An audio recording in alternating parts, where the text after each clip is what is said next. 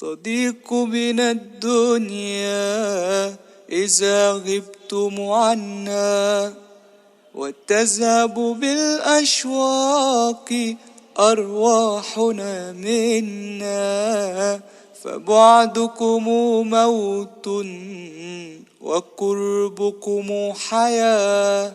فإن غبتم عنا ولو نفسا متنا، نموت ببعدكم ونحيا بقربكم. وإن جاءنا عنكم بشير اللقاء عيشنا، ونحيا بذكراكم